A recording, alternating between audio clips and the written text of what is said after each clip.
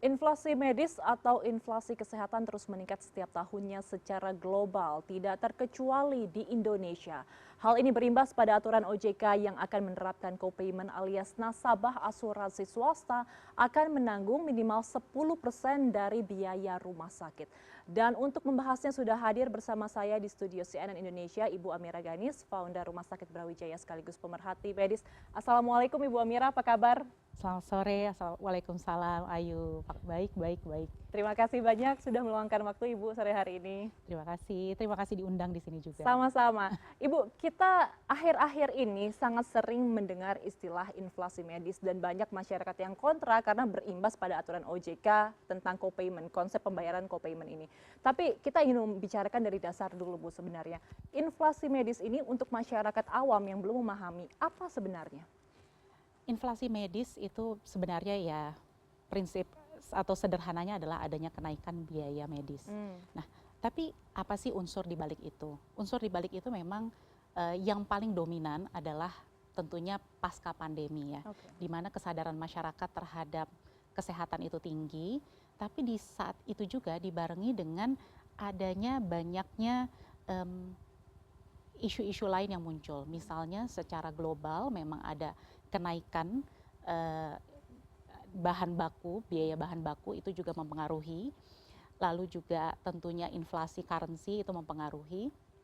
Dan juga sebenarnya pasca dari pandemi itu salah satu hal yang paling dominan itu juga banyaknya timbul kesadaran masyarakat, tapi di satu sisi juga adanya peningkatan penyakit-penyakit, deteksi penyakit kronik. Seperti diabetik itu naik sampai 117%. Itu naiknya luar biasa. Dalam 1 tahun? Dalam 2 tahun pasca pandemi, 2-3 tahun pasca pandemi. Itu luar biasa sekali. Artinya ini akan berpengaruh pastinya kepada coverage, kepada biaya inflasi medis. Dan kalau kita berbicara di Indonesia, tentunya ada unsur-unsur lokal juga di Indonesia yang mempengaruhi inflasi medis itu sendiri. Nah, jadi secara umum memang ini adalah adanya kenaikan dari biaya medis itu sendiri, Ayu. Oke, Bu Amira tadi sempat mengatakan kalau di Indonesia ada faktor lokal yang mempengaruhi. Faktor lokal yang di Indonesia ini apa Bu maksudnya dan apa bedanya dengan inflasi medis secara global? Ya, secara umum biaya inflasi medis di global memang naik, tapi di Indonesia itu naiknya cukup signifikan.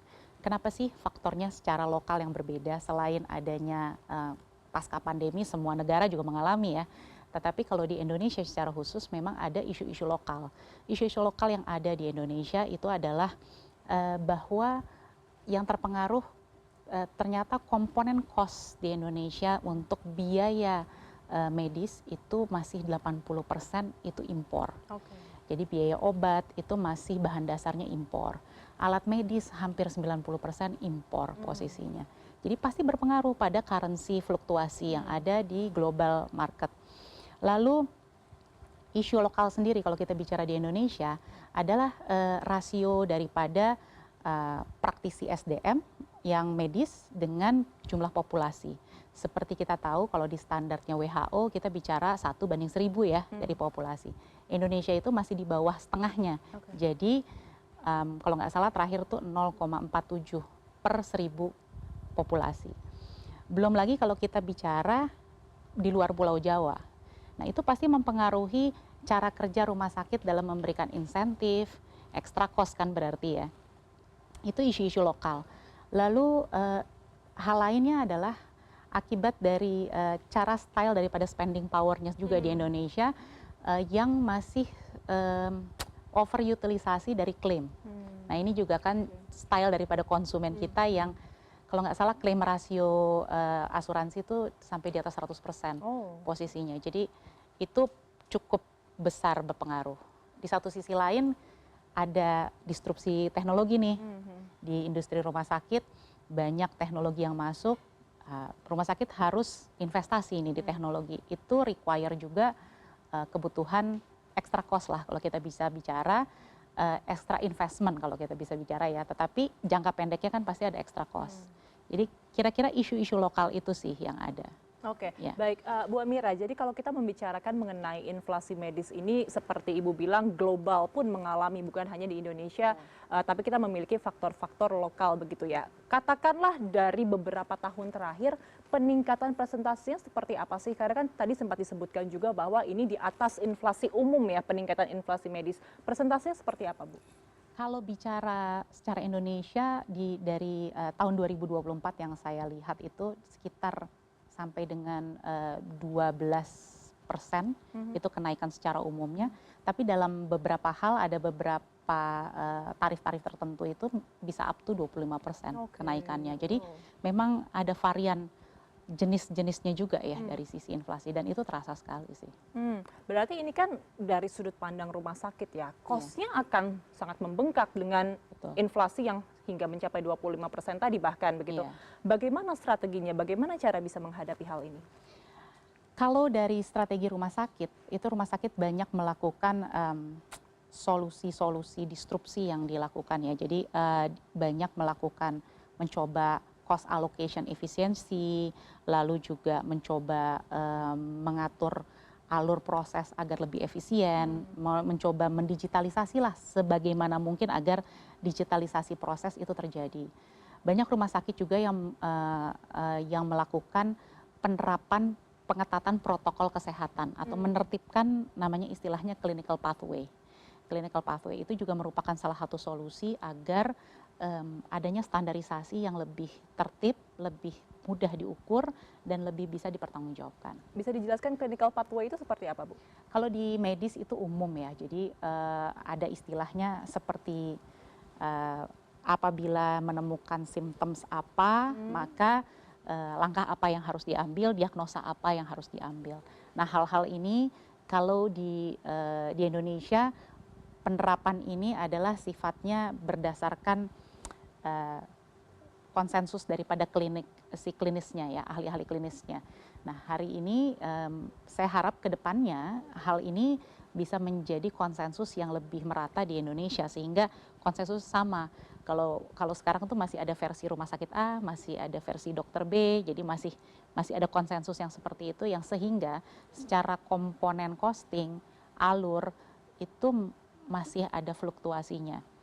Untuk rumah sakit yang BPJS sudah lebih tertib, sudah lebih ada, tapi mungkin perlu ada pengkayaan kali ya di situ ya, pengkayaan agar semakin lengkap karena kan ya memang sulit ya kalau kita berbicara tentang alur symptoms, clinical pathway-nya seperti apa, cabangnya banyak gitu, cabangnya banyak. Jadi memang harus terus diperkaya, harus terus dilengkapi gitu. Oke, seperti yang Ibu katakan tadi rumah sakit BPJS dan juga ada rumah sakit berkelas lain yang memang ini dikhususkan untuk masyarakat kalangan tertentu di Indonesia. Tapi kan yang pasti dari rumah sakit sendiri, dari pemerintah sendiri inginnya memberikan pelayanan yang paling optimal kepada pasien. Nah, dengan inflasi medis yang memang sedemikian drastisnya naik, ini ada bantuan dari pemerintah tidak, Bu, melihat kondisi sekarang seperti ini? Dari kalau kita lihat ya memang ada aturan-aturan pemerintah yang sifatnya memang sudah lebih adaptif ya terhadap dahulunya ya. Jadi maksudnya mengenai menyikapi tentang adopsi teknologi itu pemerintah sudah mengeluarkan aturan-aturan yang lebih adaptif. Tapi memang kalau dari sisi praktisi di industri kesehatan kita berharap memang kecepatan hal ini jauh lebih cepat. Gitu. Jadi itu satu hal yang mungkin ingin memberikan input ya lebih cepat lagi adopsinya dan juga mungkin ya kalau kita berbicara bagaimana ya agar upaya ini lebih kolaboratif lagi ke depannya karena isu menyelesaikan inflasi medis ini tidak bisa hanya satu komponen sih, tidak bisa hanya pemain industri, tapi juga ada bagian-bagian lain yang memang harus juga mendukung hal ini. Oke, sebelumnya juga tadi kita telah melihat informasi mengenai aturan dari OJK yang terbaru berlaku di tahun 2026 mendatang bahwa akan diterapkan co-payment. Jadi masyarakat yang memegang asuransi swasta nanti akan dikenakan tarif juga ketika mengklaim asuransi tersebut begitu. Dari rumah sakit sendiri memandang aturan ini seperti apa, Bu? Kalau saya lihat, saya memahami dasar pemikirannya, kenapa hal co-payment ini diterapkan. Jadi co-payment ini adalah karena dari data menunjukkan bahwa memang adanya klaim rasio yang memang di atas dari 100%. Dan itu akan menimbulkan ya tidak baik juga dari sisi statistik rasio klaimnya asuransi. Tapi di sisi lain, ini nggak bisa tegak sendirian. Kita banyak harus melakukan edukasi juga terhadap bagaimana sih sebenarnya menangani symptoms itu supaya sebelum menjadi parah itu harus ada edukasinya tersendiri. Lalu mendeteksi agar tidak terjadi tidak jadi overclaim. Oke. Jadi sakit apa kemana, sakit apa kemana. Karena seringkali overclaim itu terjadi adalah karena sesuatu yang sederhana, misalnya sakitnya itu adalah panas, pilek dan lain-lain, tapi dia tidak berjenjang, dia langsung ke tindakan yang langsung diagnostiknya tinggi gitu ya. Padahal mungkin nggak perlu dia melakukan hal-hal itu. Nah itu menyebabkan memang klaim rasionya jadi tinggi. Penertiban clinical pathway, protokol medis tadi, lalu edukasi yang baik kepada masyarakat, itu akan mengurangi sebenarnya juga klaim rasio. Copay itu adalah hanya salah satu semacam unsur penalti atau pengingat bahwa you have to remember ya berapa sih yang kamu spend untuk itu. Jadi ini sebenarnya semacam, kalau saya melihatnya sepertinya ada dari OJK mengingatkan you have to bear in mind berapa besar sih yang kamu spend supaya ada kepekaan terhadap biaya yang dikeluarkan. Bagaimana menerapkannya saya rasa memang yaitu ada pro cons ya terhadap hal ini. Tapi memang nggak bisa cuma hanya dari satu pihak aja sih. Ini harus dari banyak nih untuk menangani hal ini. Karena kalau dari masyarakat sendiri kita lihat terutama di media sosial sangat ramai berita ini dan penolakannya sangat banyak karena banyak yang mengatakan saya membayar setiap bulan dengan uang yang cukup banyak ini supaya ketika saya sakit tidak perlu membayar lagi, tapi aturan ini kan sebenarnya mengagetkan begitu ya untuk masyarakat. Jadi sebenarnya penting adalah langkah preventifnya. Selama ini tapi ada Bu langkah preventif ini? Kalau saya melihatnya ya akan lebih ideal lagi kalau misalnya kita berbicara kepada jadi dari dana katakan dari pihak asuransi dan lain-lainnya itu alokasi untuk kegiatan yang sifatnya preventif itu dialokasikan lebih tinggi dibandingkan dengan yang kuratif. Jadi istilahnya seperti itu. Nah, dengan seperti ini otomatis kita akan cenderung klaim rasio akan turun secara natural. Misalnya saya ambil contoh. Pasti mahal lah kalau kita mengobati seseorang yang sudah dihemodialisa. Tapi sebelum hemodialisa dia mungkin diabetes dulu. Sebelum diabetes dia pre-diabetes. Gitu ya. Itu bisa dideteksi dari mana? Dari medical check-up.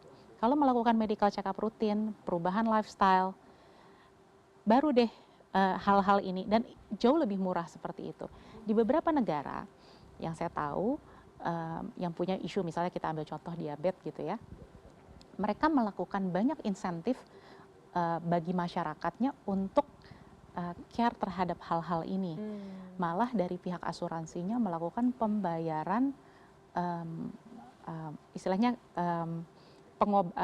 deteksi untuk hal-hal yang seperti ini. Jadi kalau at the moment sekarang saya belum lihat adanya banyak pihak pembayar atau provider untuk payment ya asuransi dan lain-lain yang melakukan payment yang sifatnya untuk preventif. Nah itu sebenarnya. Baik, Bu Amira, terakhir dengan nanti diterapkannya co-payment oleh OJK di tahun 2026 mendatang kurang lebih mungkin tinggal 5-6 bulan dari sekarang, tidak banyak waktu untuk melakukan penyesuaian akibat hal yang diterapkan oleh OJK ini kira-kira akan seberapa efektif ya untuk menekan inflasi kesehatan? Apakah ini akan efektif? Sulit ya diukur kalau bicaranya efektivitas, tapi yang jelas ini pasti akan menimbulkan awareness besar terhadap masyarakat terhadap berapa sih biaya. Jadi yang pasti kena hit duluan adalah rumah sakit sih. Kalau bicaranya kayak begitu ya. Jujur aja yang pasti kena hit duluan rumah sakit, karena rumah sakit yang akan jadi diaudit sama konsumen. Oke, kita sebenarnya sama-sama menunggu ya aturan ini detailnya akan seperti apa, karena kan sempat diinformasikan maksimal 3 juta, tapi kalau misalkan ada hal-hal yang disepakati lain bisa lebih, ini kita masih menunggu seperti apa dan kita berharap semoga kalau memang benar ini dilaksanakan bisa memberikan pelayanan yang paling optimal untuk seluruh masyarakat Indonesia. Terima kasih banyak Ibu telah bergabung bersama kami di CNN Indonesia Newsroom, Ibu Amira Ganis, founder Rumah Sakit Brawijaya sekaligus pemerhati medis. Assalamualaikum, selamat sore Ibu. Waalaikumsalam, terima kasih Ayu.